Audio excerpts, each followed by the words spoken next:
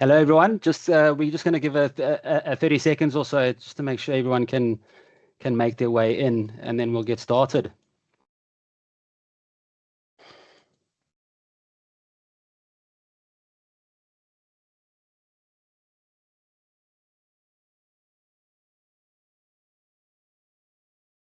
Just again, if you've just joined in, just going to give a few seconds to allow everyone to make their way into the webinar. So we'll start probably in about 30 seconds or so.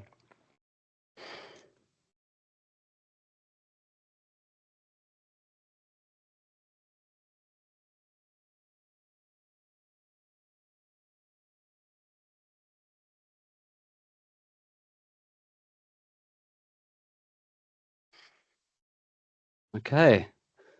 I think we can get going. If anyone else joins, I'm sure they can join in the next five minutes or so. So, hello everyone, and thanks for joining.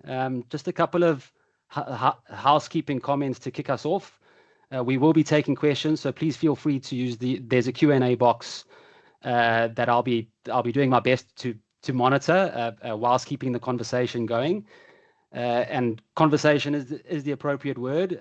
We are trying something different and new today. This is less of a PowerPoint presentation and more of a conversation. So please join in the conversation by firing your questions at us in the Q&A box. And like I say, I'll do my best to manage those whilst keeping the conversation flowing.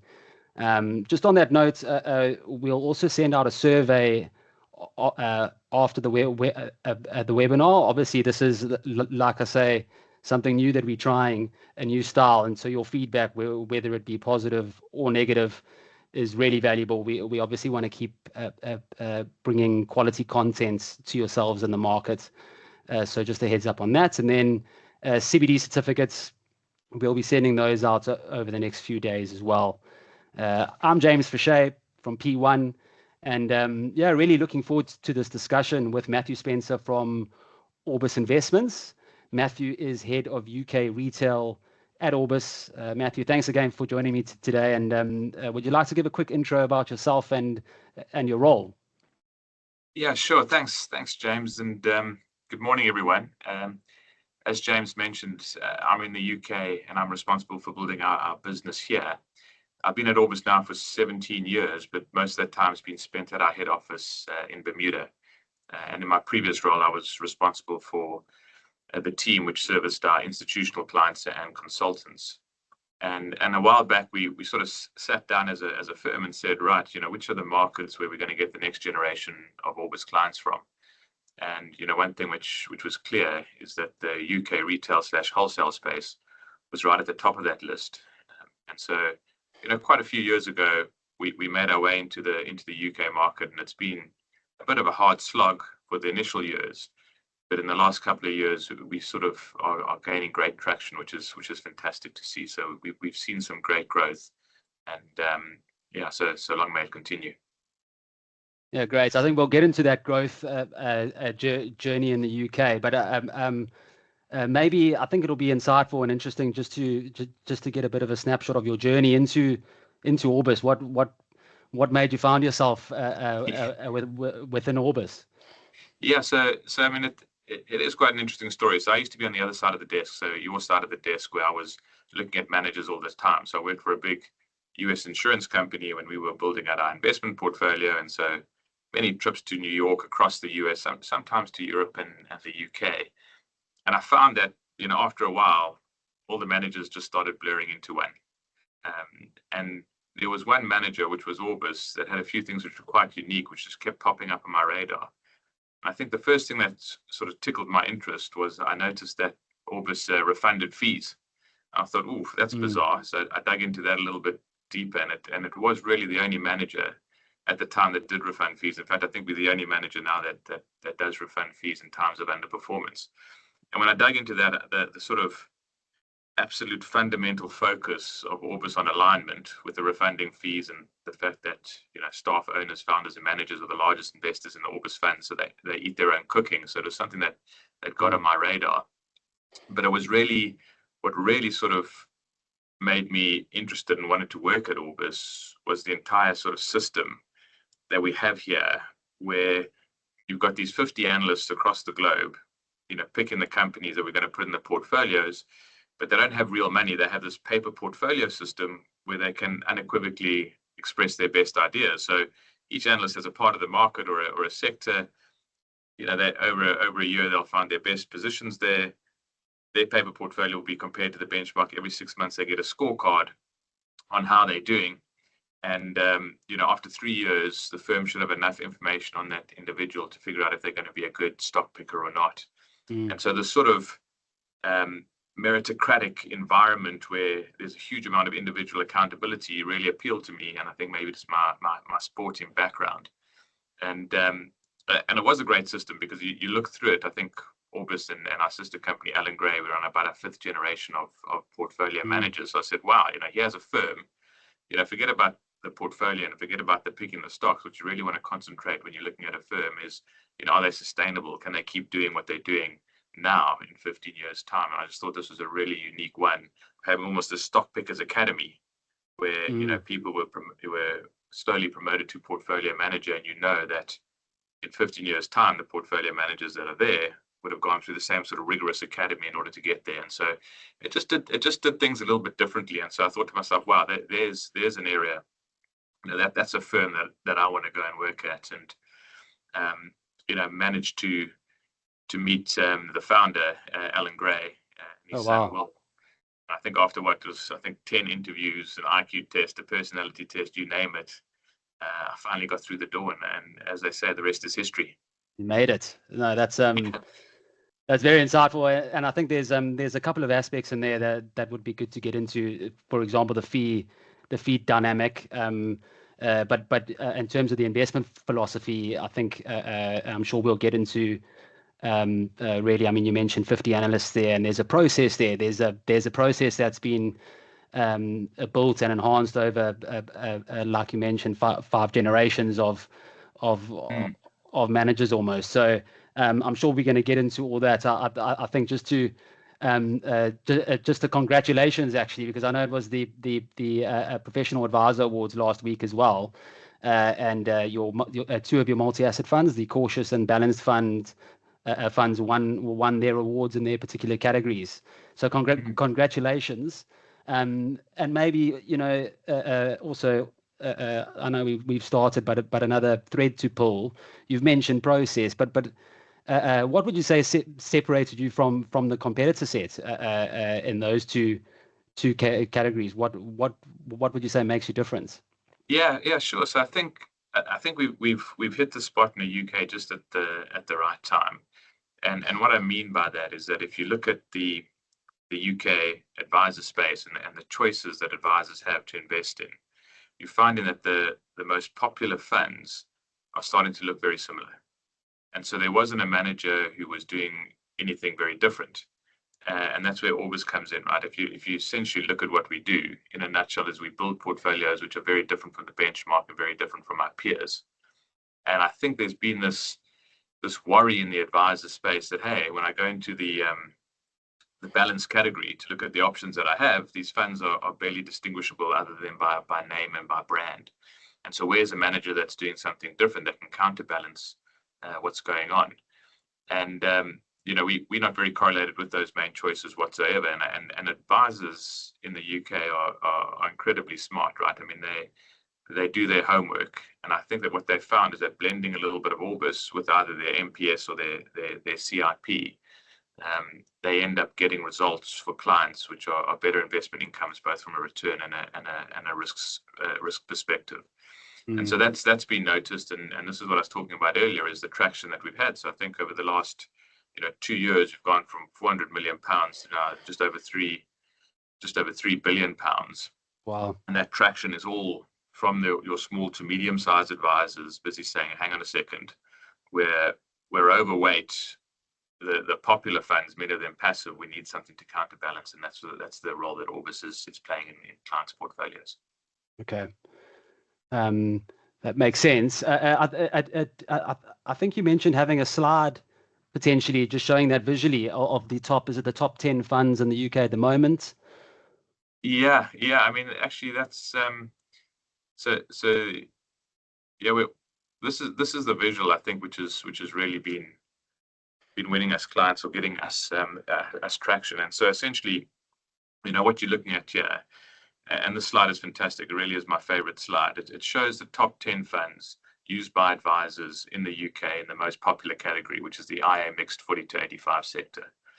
And what you're looking at is the correlation of returns between them. And so, you've got the top 10 funds there now. For obvious reasons, we can't name them. But just to give you an idea of how you read that chart, if you look at where B and C intersect, it says 0.98.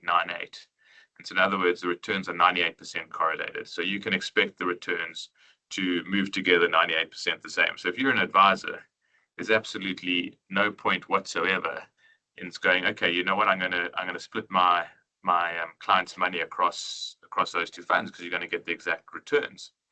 And I think we just get to the presentation here, and if you look at Orbis, if you add us to the bottom line over there, we have a very low correlation with those top 10 funds. And this is what I'm talking about, the blending of Orbis into the clients' portfolios. And this is important because, come a year like 2025, you can expect those top 10 funds to behave exactly the same. And the reason for that, I mean, I know when you first see the slide, it's quite jarring, but when you dig into it, it actually makes sense because what's been the most popular thing that's happened in our industry in the last 10 years, it's the rise of passive. And so actually half of those funds are passive funds and the others are just mildly active and they're favoring the growth approach. So actually all of them are just getting outsized exposure to the US and big tech. In fact, if you look at the US exposure of those funds, on average, it's about 50%, where we only 14%. So come a year like 2022, when there's a market correction, one thing you can bet your bottom dollar on is that those funds are going to behave the same. And they did. On average, they're down by about 12%, where we were up by 12%. And so you can see why blending Orbis can be quite useful. And it's important not to make the mistake that we negatively correlated, because we're not. So you take a year like, say, 2025, when multi-asset did fantastically well, we were up as well, and then some. And so this is really the sort of proposition that Orbis is bringing to the UK market at the moment. Yeah, I think I mean, clearly you are different, and it's in the investment philosophy name, contrarian, valuation based, and I just think from a macro perspective, it is interesting seeing those top 10 funds, and obviously we're in the MPS space, and you're almost seeing a similar trend, and it's an understandable one, where low cost market cap based passive solutions have really captured a lot of the flows for a while now. And maybe quickly, just to rewind back somewhat, and just to create some perspective around why we having this conversation in the first place. Why is Orbis and P1 having a chat at the end of the day, and so just some perspective around that. P1, we're a DFM. We create model portfolios, and we have a range of philosophies. We've got a low cost range, we've got a blended range, we've got a retirement income range, and a couple of ethical ranges as well. And then we run quite a few co-manufactured relationships. So using consumer duty speak, we've got partnerships with firms where we build mandates with them, and like I say, they co-manufactured mandates, and they're really designed with their clients, with their target markets in mind, and those philosophies range as well. There's active, there's blended, there's passive, there's multi-asset, there's evidence-based, there's ethical. So there's a range of philosophies that play out there in those models, those bespoke models that we build. And Orbis is a key underlying holding in our blended range, and in a few of our bespoke mandates as well. And I just thought what we are seeing in terms of flows and the underlying market conditions, it has been over the last few years our low cost portfolio that has captured a lot of the flows within P1, and again, understandably, we know where returns have come from. It's been the US heavy returns, etc. But specifically over the last year, you've seen our blended range that has Orbis as an underlying fund. You've seen that you've seen the performance start coming through, and the volatility last year was lower as well. So it's just an interesting year last year. You pulled up some 25 figures there, but I just thought that's why we're having this conversation, because I just find it interesting knowing what's happened, and we can talk about the big macro picture since the global financial crisis, really, and even before that, the dot-com bubble, and get some learnings and some thinking around that. But I thought, what a great point in time to look forward and just discuss. Okay, so we know what's happened. We know why low-cost strategies have really performed well, and they've captured a lot of the flows. But looking forward, is there space? Is there room for more risk-conscious, diversified solutions to be at least bolted on to portfolios? And again, to your point on the fund side, you can see merit in your contrarian approach being bolted on to a market-like approach. It's not binary, one or the other. They can both work in tandem. And I suppose, you're not contrarian for the sake of being contrarian. The performance, net to fee performance, actually stacks up. You've outperformed your benchmarks over all meaningful periods from what I can see. So it's not just contrarian just to be contrarian. It's actually giving the performance for the value paid, and giving you that diversification. So yeah, just some perspective there for the audience in terms of why we speaking as well. I mean, I think that's interesting, James, and there's a few things that I would draw out of that, and you're going to be surprised at what I'm about to say. As an active investor, I actually think that the best innovation in our industry over the last 20 years has been passive. It's fantastic. It's giving a lot of people access to the market at a low cost. And so I'm certainly not here to trash passive, but there is a caution that I would like to say. And passive is fantastic, gives you great diversification, but in a very concentrated market like we are at the moment, my concern is that there's advisors and clients out there who are invested in passive, thinking they're getting this great diversification, but actually they're getting outsized exposure to the US and big tech. But it is so difficult to push into active, because the biggest risk you run as an advisor, especially, is that you push into active, but actually the majority of active managers end up underperforming the benchmark. So why even bother? And even worse, you end up paying active fees for underperformance. I mean, that's an absolutely infuriating scenario to be in. And this is something that we recognized as Orbis. And so what we wanted to give advisors is almost a free option on active. And that's why we have the fee structure that we have, where there is zero cost. So if we give market return, there's no fee whatsoever. But if we beat the market, then we take a portion of that outperformance. And if we subsequently underperform, we pay those fees back. And so you can sit there as an advisor saying, oof, I'm not sure. I get it. The market's really concentrated. Being in passive now could be risky from the perspective that I'm getting outsized exposure to the US and big tech, which is very expensive at the moment. But I'm concerned about pushing into active, because I could end up paying these ridiculous fees and underperforming the market. So we're saying, hey, give us a try. If we don't outperform the market, you're not going to be paying anything. And so I think it's a different way of doing things, and that's what we aim to do at Orbis. Yeah, so it's a confident way of well, it's almost a confident fee structure in the sense that you're confident to say we will generate alpha, and when we do, we'll charge a fee, and when we don't, or if we don't, the fee disappears. So there's a confidence in that as well. I'm just picking up a question here, and it's almost along the same lines of thinking in terms of that diversification. I think the question is from Rory. Can you touch on what Orbis is doing differently to those other top 10 funds? I mean, you touched on the underweight to the US. Are you able to expand on that? Yeah, sure, absolutely. So I think, the three words we use to describe how we invest is fundamental, long-term, and contrarian. And it's really that last word, contrarian, that I want to focus on. So we often go in the other direction, where most other market participants are going.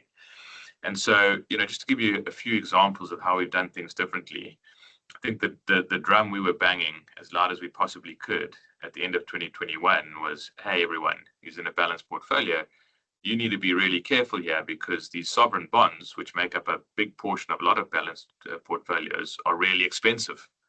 I mean, I remember going back to 2021 and the yields on sovereigns were next to nothing. In fact, there was a time, I remember, the Japanese 10-year government bond had negative yield. And I mean, if you actually unpack what that means in real life, it means that you are going to be giving the Japanese government your money in the knowledge that in 10 years' time, they're going to give you less back, and there's going to be, no interest in between. It's an absolutely insane trade. Yeah, I think there was more than $15 trillion worth of negatively yielding bond instruments at some point. It was mind blowing. And so what we were saying is, listen, if you don't have to be invested in this stuff, why are you in it?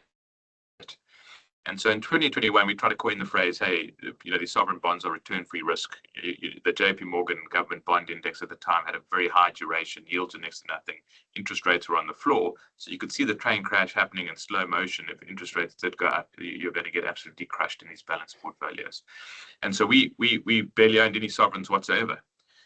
And instead, we decided to have that sort of lower risk side of the portfolio in assets such as gold or hedged equity, or bonds, but corporate bonds of companies that we knew really well through our process, that we were happy to take on those companies' credit risk. And so that's where we really kind of announced ourselves in the UK market, because we had that standout year in 2022. And so now you fast forward to today and you say, okay, well, Orbis, what is so different about your portfolio now? And sovereigns aren't as expensive as they were, but we're still worried about a lot of sovereigns, and the US in particular. I mean, if you look at just the US as a household, it's spending a lot more than it's got coming in as income. It's got a huge amount of debt. That kind of stuff worries us, and so we're quite happy to put the US aside and go look at other countries like Norway, which has a bulletproof balance sheet. It has net positive cash, and you're getting the same yields as you would in US Treasury. So why wouldn't you be there? And so our portfolio looks very different from a number of standpoints. We very much underweight bonds, and the bonds that we do have, we're staying away from the common countries like the US. We have a chunk of gold, although less than we did 2 years ago. We have a big chunk of hedged equities. And if you look at our equity exposure, where most of these balanced funds have about 50% in the US, we only have 14% in the US. Wow. And you dig further into our equity exposure, and it's really an eclectic mix of stocks ranging from Korea, Japan, Brazil, and China, with all the only common thing that they have in common is that they're trading at very cheap valuations. So that's essentially the essence of our philosophy. Is we go around the world, looking at companies, picking them apart, just trying to find those 30 to 40 stocks that are trading at a deep discount to what we think they're worth. And within that US carve out, it's not exactly the mega cap growthy stocks either, I believe. Is it more mid cap? We're seeing value within the US market. Yeah, so I mean, if you want to get into it, I think it's important not to taint the US with the same brush altogether, right? I mean, you've got these mega caps which are driving the market, but also the spread between what's most expensive in the US and what's cheapest is actually quite wide. And so if you roll over enough rocks, you are going to find some companies that you're happy to invest in the US. And I think that the companies that we are finding is more your mid-cap companies that are entrepreneur-led. And so, for example, it'll probably be companies that most people have never heard of. For example, QXO is one of our largest positions. And QXO, got into the portfolio in a bit of a different way. I mean, one thing we do at Orbis is we make sure we follow the management teams that we really respect. And Brad Jacobs, QXO is one of his companies. Now, for those of you who don't know Brad Jacobs, he's essentially the roll-up king. So he would identify an industry which is really fragmented, and you'd say, hang on a second, we can consolidate this industry and we can extract value out of it. And he did it with the waste management industry many decades ago, and then the equipment rental industry. And we first came across him when he looked at the logistics industry, and he said, you know what, this is the most fragmented industry in the world. You've got these poor people who are creating their products, but just can't compete online with the likes of Amazon because Amazon's logistics are so good. So let's say a person's making red dresses. They're spending 10% of the time actually making the dresses and all the time on logistics. And so essentially what he said, okay, right, I'm going to create this logistic company where I'll do all the logistics for you at a price that's going to compete with Amazon. And so he slowly started buying up companies across the whole ecosystem, whether it was trucking, warehouse management, reverse logistics, et cetera. And, we were invested in XPO as one of our best performing stocks and did incredibly well. And then Brad moved on to his next project, which is looking at the construction industry across the US and saying, hang on a second, this is incredibly fragmented. And, having confidence in him and his management team, that's a stock we're able to get in on ground zero. So a very different journey to our US exposure compared to other managers or passive, where it's really easy, just straight into big tech. Okay. I mean, let's stick on almost the Orbis philosophy. I know there's a question from Annalise about the fee refund and how that works in practice. I think we can come back to that. I think just whilst we're on this topic of looking different and the US allocation and your thinking within that, I thought let's just drill down into the Orbis philosophy. And I guess I'd say I've worked in a business that's got a similar philosophy, and I've got almost my way of explaining it to friends and family, and basically, and what I would say is in layman's terms, and to me, it's a philosophy that's logical in terms of why it works. Although the journey it's not easy to sit still in a volatile market as it is, and contrarian investing can test you in that sense a little bit further as well. But it's logical in the way. I mean, you can correct me if you think I'm off piece here, so to speak. But the way I explain it is I actually bring it to almost the private sector, and the way I explain it is I mean, Matt, if you and I owned a business, if we were 50-50 shareholders in a business, and it's a good business, I don't know, are we selling pens, and we're growing our revenue year on year. We've got a strong balance sheet, and we've got investors. We've got a particular investor that's interested because our business is doing so well. They're interested in buying in. One of the first things we'd do is we'd go to our accountants or whoever it may be, and we'd get the business valued. And there'll be a number of different methods potentially, but at the end of the day, we'd work hard to find a fair value for our business, and the price that this investor would put forward to them would be based off of that value, and perhaps looking forward over the next 5 years and estimating how we would grow our earnings over the next 5 years, and that would factor into that fair value in terms of the price that we would put forward to that investor. That's kind of the journey simplistically that we would go through in terms of we'd value the business. When it comes to a public market, stock markets, obviously businesses are being priced every day, and I would argue, I know there's some, especially in the passive speak, markets are efficient.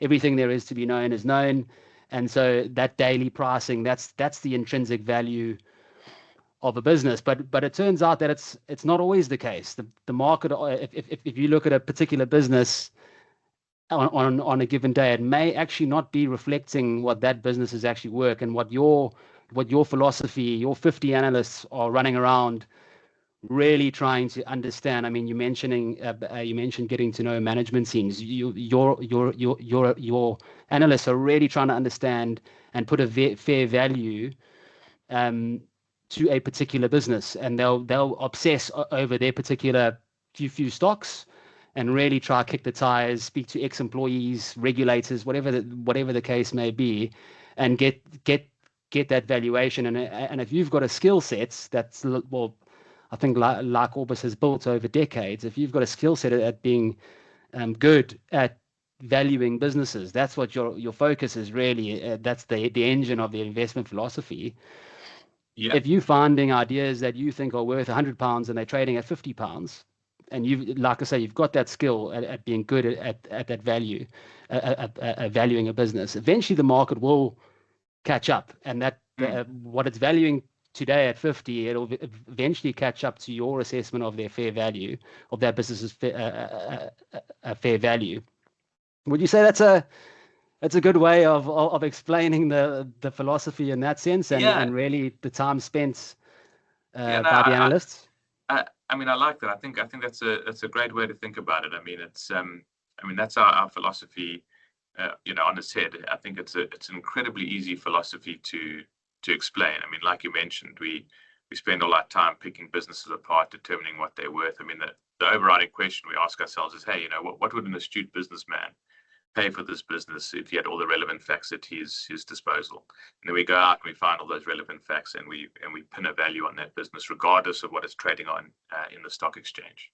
Because I mean, like we've seen over the last few days, the price that a business trades on in the stock exchange can be quite volatile. I mean, I was looking at Samsung yesterday. I mean, it lost hundreds of millions of dollars off its market cap in one day, then gained it the next day, and then back and forth. And really, the actual true worth of the business hasn't fluctuated by that much in those days. And so, while I'd agree with passive investors that markets are generally efficient, you do have these inefficiencies as fear and greed take hold and push, when share prices become untethered from the fundamentals. And that's the needle in the haystack that we're looking for. So there's 5,000 companies that have a market cap over 5 billion that we could, conceivably invest in. And we're just looking for the 50 that are trading at the deepest discount to what they're worth. Easy to explain, devilishly difficult to actually execute on, because I think the first thing I'd say is that you don't find a lot of these dislocations. So we end up with a portfolio that's very concentrated. That's number one. And then number two, you never find stocks trading at a deep discount to what they're worth in popular parts of the market. Yeah. That's why we use the word contrarian. So when the market's going this way, we're often going in the other direction. And that can be very unsettling as a human being. Because what you often find is that we'll say, hey, the business is worth this, it's trading over here, and we'll buy it, and then it'll go down even further. Now, if you still think the business is worth this, the right thing to do is to buy more. And that can be very, very unsettling. And that's why we have this sort of underpin of our process of this individual accountability, where the analysts can go in deep, really understand, and then have that conviction to add in those sort of scenarios. And so it's a great philosophy. It works. I mean, we've got hundreds of years of data between ourselves and our sister company that it works, but it can be very uncomfortable being invested. I mean, you are inevitably, when you have such a different portfolio from the benchmark and your peers, you will inevitably go through periods of underperformance, some of which can become quite prolonged, and that can be very, very unsettling. Yeah. Yeah, I think it's the messaging at that point becomes key. You mentioned conviction. I mean, the analysts need to have conviction in terms of their stock, especially if it's falling, and that where conviction stands out in terms of being able to have the confidence to buy more at a discount, and that messaging, I think, flows through into an advisor and their conversations with clients when inevitably you go counter the markets, and the market's not appreciating your ideas really at that particular point in time. The messaging becomes quite key, and I think there's a few examples over time, and I think the .com bubble. I mean, we touched on 2022, and we might come back to that, but that was more you were seeing risks in the fixed income space. .com bubble. I think you told me some interesting stats about. Did you lose some clients? Did you lose some mandates leading up to that? Yeah. I mean, actually, so I think that's a great point, just to illustrate of how we've been different in the past. So the dot-com bubble was one of them, right? So you had the build up to the dot-com bubble, everyone rushing into these TMT stocks, these tech stocks. We were looking at them and saying, you know what? We're just not prepared to pay that price for these companies, 100 times earnings for Cisco, or whatever it was. And a lot of our clients said, look, you're dinosaurs, you're not recognizing the difference tech's going to make. And we're saying, no, we do recognize that we're just not prepared to pay this price. And in that build up to the tech bubble, we had half of our assets leave us. And that was an incredibly uncomfortable place to be. And this is what I'm trying to illustrate. Of course, the bubble burst, and we did fantastically well. Similarly, in 1990, when Japan was 40% of the world's index, we went in and we looked at all the Japan companies and we said, hang on a second, I mean, these valuations are just outrageous. And so we didn't have a single Japanese stock in 1990. And of course, the bubble burst there. And so we essentially avoid bubbles, and then we make a lot of our outperformance when those bubbles deflate. And actually, I wasn't going to do this, James, but do you mind if I share one more slide, because this is actually illustrating everything that we're talking about here. Please. And so this is something that we've been trying to speak to our clients about, saying, hey, listen, be careful. The market is really discombobulated at the moment. Everyone's rushing in one direction, and actually you need to be careful. And I went to our quant team and I said, look, can you come up with a slide that just shows how concentrated the market is? And so what they did is they took the 3,500 companies that are in the FTSE World Index, so the best representation of world markets, and they ranked every company by two criteria. They ranked it by how expensive it was on the x-axis, and then how economically sensitive it is on the y-axis. And so when you do that, you get these four quadrants, which a lot of advisors and consultants love. You've got value on the left-hand side, you've got growth on the right-hand side. At the bottom, you've got the cheap stuff, or value, the non-economically sensitive stuff, or defensive. And on the top, you've got the economically sensitive stuff, or cyclical. And so if you take a yellow dot to represent the 3,500 companies that we've got, this is what you get if you rank them by those two criteria. But that doesn't show you where the world's money is. And this is the big part. If you want to see where the world's money is, you need to adjust the size of those dots for the size of the market cap of the company in the index. And when you do that, you can see how the money all rushes down to the right-hand side. And this is exactly what we're talking about. The world is drunk on these growth defensives. That's where all the money is. Where if you had to say, hey, where's Orbis investing? We're going in the opposite direction into your value and your more defensive stocks. And this is an anomaly, because you take a stroll through time. You go back, 10 years ago. I mean, you can go back 20 years. You can take any other time, and this is what a healthy market looks like. In fact, we haven't seen this sort of concentration. In fact, the only other time we saw it was back in 1999. Just before the tech bubble burst. Wow. And the reason I'm spending so much time on that is because if you are invested in the index or passive, this is what you're getting over here. You're not getting great real diversification. You're getting this outsized exposure to these growth defensive stocks. But the reason I'm doing this is it really speaks to the Orbis philosophy, right? The contrarian direction of how we go in the opposite direction to where many eyes are. I mean, I think it's difficult on the one hand, because I mean, completely see what you're saying, and I'm going to expand on it somewhat. I'm going to share a couple of slides myself, but I just find it's difficult in practice at the moment to look away from low cost solutions, whether it be funds or MPS solutions at the moment, because you almost I mean, if you look at P1, we've got our low cost asset trackers. There's still a five-year outperformance of our wealth accumulators, the active range. So, we're in this for retail investors, and retail investors are multi-decade investors. So it's important to assess solutions over the longer term. And I think it's hard for somebody to feel confident knowing, okay, our asset trackers cost all in OCFs and DFM fee. Let's round it up to it's 16 basis points, roughly 16 to 18, but let's say it's 20 basis points. The wealth accumulators, the blended approach that includes Orbis, is 60 basis points. So there's a fee struggle there. And so I think in practice at the moment, I find it fascinatingly difficult, because you look over the shorter term, you look back over last year, and the wealth accumulators have outperformed the low cost range after fees. And when I use that word difficult, I'm almost putting myself back at that dot-com bubble, and perhaps there would have been a similar thinking going, I want to diversify, but do I have to pay for that diversification?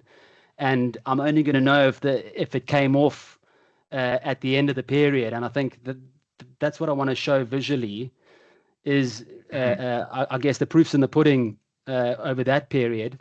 Let me know when my screen is showing. Is that showing? Yeah. Great. It's a little small. I don't know if you can make it any bigger. Yeah, let me make it bigger. Just to show, Matt, is that bigger now? Yeah, that is bigger. Okay, great. I mean, just to show the the dot-com bubble burst around here, and there was this decade of markets. I mean, this is the S&P 500 markets moving sideways, and obviously, specifically with the S&P 500, you've had this ramp up. But there's a particular, here we go. So basically, at the dot-com bubble bursting, this is the difference between Orbis, your equity strategy, and MSCI ACWI. And so, we know what the outcome was at the end of this period, but to your point, you lost half of your assets leading up before. Yeah. So there's half of those clients missed out on I'm changing screens here, but what's that? An 80% cumulative difference in performance after fees. And so I think the proof's in the pudding historically, and we can look at since inception performance. We can look at post global financial crisis performance. We can look at the year 2022, and really post 2022. The evidence is there, but I just find it's a difficult point in time, based on I guess, like I say, cost and performance, and that performance coming from the US market for advisors and investors to feel confident to pick the more expensive strategies. I'd say, and I guess this is why we're having this conversation, is to try and make the case for including mandates like Orbis, which obviously at P1 is featured in our blended approach. Sorry. I was just going to say, I just want to pull out a few threads there, James. I think that last decade is really interesting. I mean, you could do another chart there for the Japan market, and I think that it's even longer than a decade. And there's a lot of elements of the current market environment that is reminding us of that. And I say that because, had you been invested in the US market, the S&P, over the last 15 years, you would have done incredibly well. You would have received 14% per annum when cash was next to nothing. I mean, that's just, mind-boggling. And so, it almost becomes a norm or a given that that's going to happen. And so you extrapolate that into the future. But I think, if you look at what's been driving those returns, there's two things that have really driven those returns. It's just the fantastic margin expansion that US companies have had over the last 15 years. Now, you could say that's from technology, but really, if you do your homework, a lot of it was from globalization, giving US companies access to low-cost labor, in Southeast Asia. You've had really low interest rates, so debt's been very easy to service. So your margins have been fantastic, right? So we think that's unlikely to be able to continue, especially with globalization breaking down. I think the second thing is the price that investors have been prepared to pay for US earnings has gone from about 16 times earnings 15 years ago to about 26 or 27 times earnings now. And so if you just say, okay, in the scenario that margins and valuations fall back to their 20-year average, what's the return that we can expect from the US market over the next 15 years?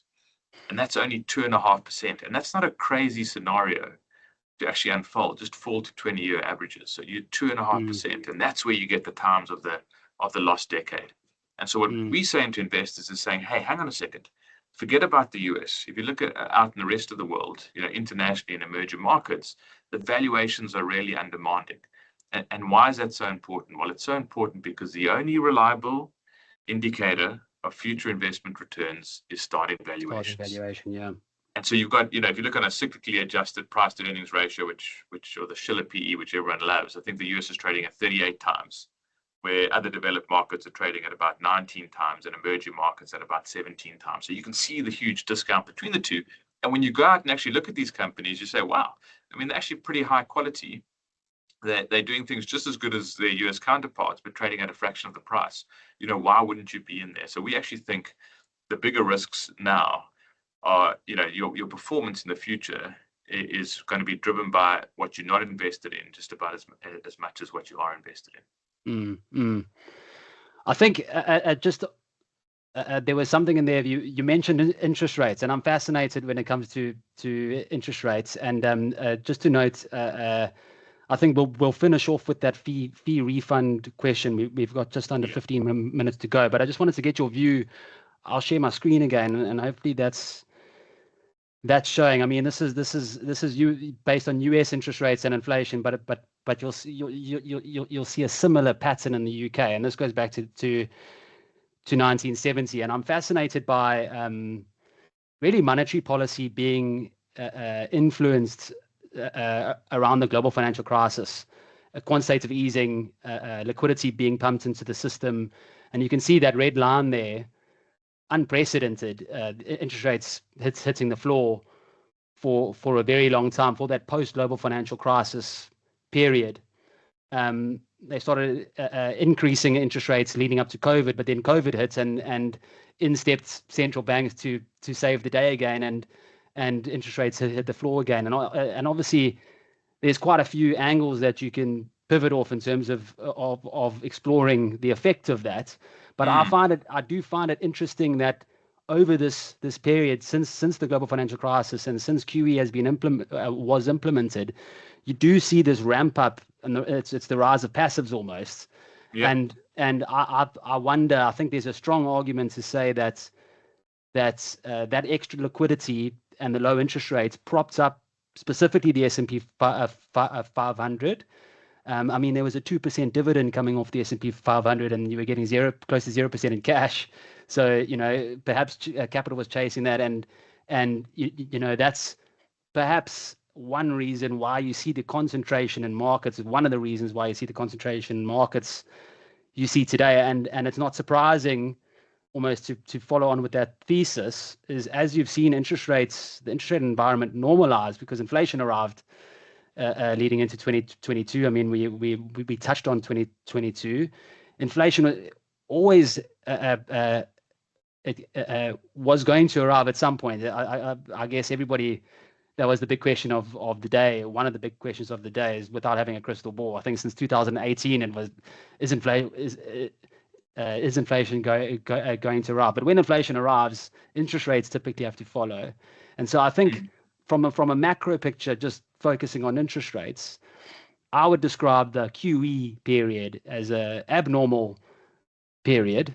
And you've had this rise in passives, and I think Orbis speaks about almost an inefficient.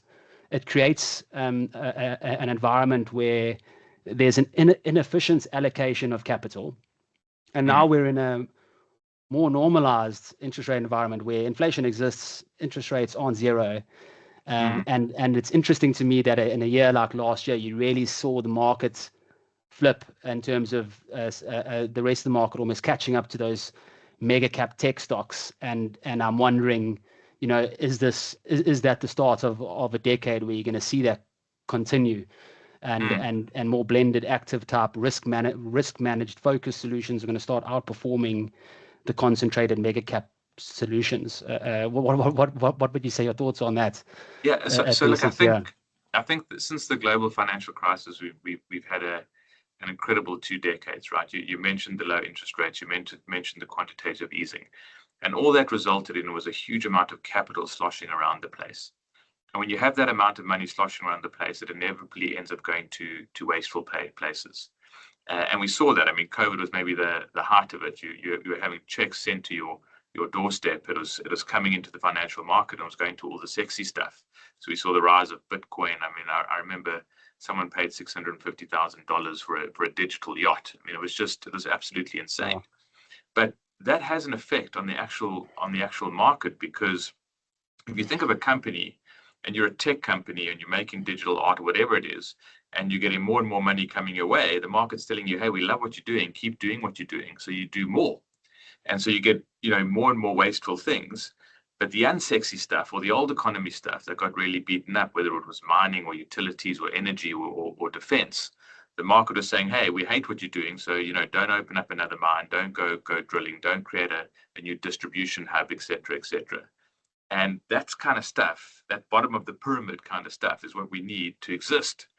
And after a while, the supply starts breaking down and things become inflationary. And now inflation is the one element which central banks absolutely hate. And that's when the party ends. Rates start going up, that's money sloshing around, starts getting sucked out of the system. And then that's when you see the sort of top of the pyramid stuff, where a lot of the money has been going to. So your entertainment, your social media, et cetera, starts coming back down to earth. But the damage has already been done. And if you look at the bottom of the pyramid things, whether it's food security, energy security, defense, those stocks became so cheap, and it's been underinvested in. That's where we saw the opportunity, quite some time ago, many years ago, and that's where we had a lot of the portfolio. Again, speaks to our philosophy of going in the opposite direction of the market. So it has been an incredibly painful period. That period for bottom-up stock pickers like ourselves, where you get share prices becoming untethered from fundamentals, but they get even more of a bubble. And it's just until that liquidity gets sucked out that things have started to come together. So what we're hoping, and I mean, obviously we don't have a crystal ball, but maybe this is going to be the decade where sort of more value-based investing comes into vogue. Yeah, I just thought I'd pull up this. It's a snapshot from your website. I think it's just a visual in terms of what you were talking about in terms of the pyramid, where during times of when markets are liquid, and a lot of that post global financial crisis period, it was really businesses at the top of the period that were collecting capital. And I think we had a great slide which actually showed, hey, where's the money gone in terms of the pyramid, and what you'll see is the top of the pyramid hoovered up most of the money over the last decade, most of the investment, where the bottom of the pyramid was completely neglected. And we're paying for it now, right? Our infrastructure, a lot of it, whether it's energy grids, roads, et cetera, they need to be replaced. They're struggling. There's been an underinvestment there. So that's where we're finding some opportunities now. Yeah. So if we go back to Rory's question, and just I guess I'm not sure if themes themes used to be a bit of a swear word at my previous valuation-based company. We weren't allowed to use the word themes, because you bottom up stock pickers.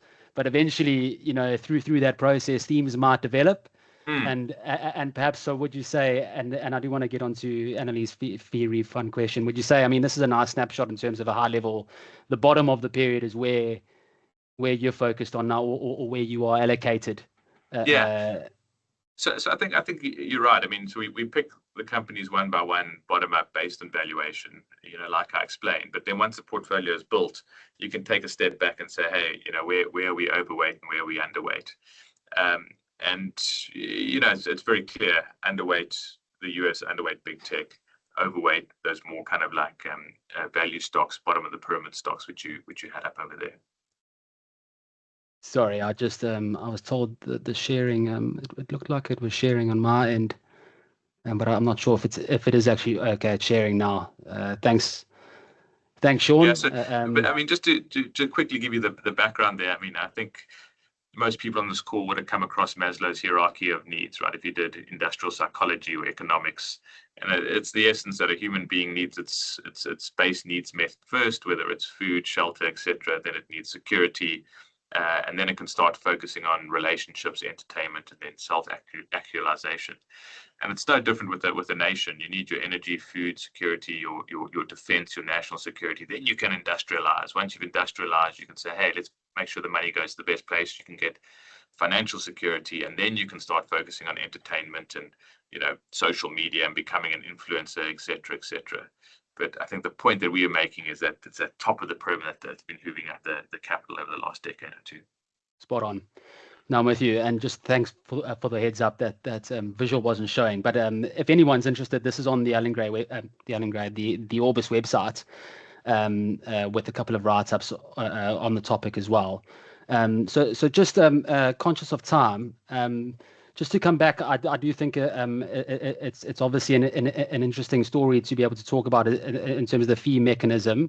I mean, if anybody is interested in exploring that side of Orbis and exactly how it works, obviously contact us after the webinar. But Matt, are you able to just explain how it works in practice? And the question is also how it's administered on platforms. Yeah, sure. So I mean, just how it's administered on platforms, you can easily just go into a platform, invest in our performance fee class, and so just in essence on how the performance fee works is you've got Orbis versus the benchmark, right? So we've got the MSCI World for our global equity fund, we've got the 60/40 for our balanced fund, and so it's us versus the benchmark. So if we outperform the benchmark, let's say we outperform the benchmark by 1%, then that output. So actually, let me go one step back. Say we don't outperform the benchmark, we don't get paid. And if we give you benchmark performance, we don't get paid. Zero fees. Zero fees, zero OCF. But let's say we outperform the benchmark by 1%, then we split that outperformance in the client's favor 60/40. But then if we subsequently underperform the benchmark by 1%, we would pay those fees back in the same rate that we included. So we'll give 40% of any outperformance back to the client. Wow. And so the answer is, the question was, how is it administered? It goes into the NAV of the fund. And so the question I get asked the most when we underperform is, hey, I've just got my report and my net returns are higher than my gross returns. How is that possible? That's because we've refunded fees and it goes straight back into the NAV. So if you really want to get into the nitty gritty, what happens is when we do outperform, it doesn't come to us. That fee doesn't come to us. It sits in a fee reserve between Orbis and the client. And so that fee reserve, we can only take a bit of that each year. And so we leave plenty in there to make sure we can refund clients if we do underperform. Here's one last thing, because it is important. If the fee reserve empties out and we continue underperforming, we would have to make that ground back up before we started charging a fee. So when we launched our global OIC for the UK market, we couldn't have done it at a worse time for us.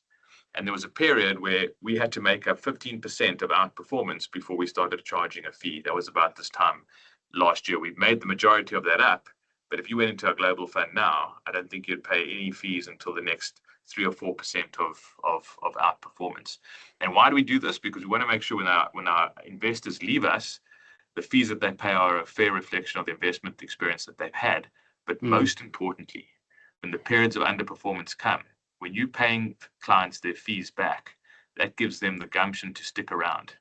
And had we had this fee structure in 1999 when we had the tech bubble, I bet you we wouldn't have lost 50% of our assets. I bet you we would have had a lot of those clients stick around, and they would have been around for the outperformance that came.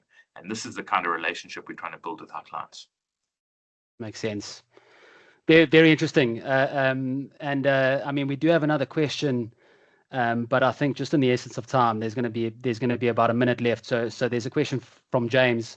James, we can get back to you on that one separately. I've got a pet's hate of eating into webinar attendees' times by going over the hour mark. But so we'll leave it there, Matt, and just thank you very much. Really enjoyed that conversation, and I hope everyone. Thank you all for joining us. I really hope you found that valuable, and please contact us if you'd like to continue having these conversations. It's quite an interesting point in time, clearly. So thank you very much, and enjoy the rest of your afternoons. Great. Thank you, James. Thanks everyone. Thanks, Matt. All the best. Cheers. Okay, bye. Bye-bye.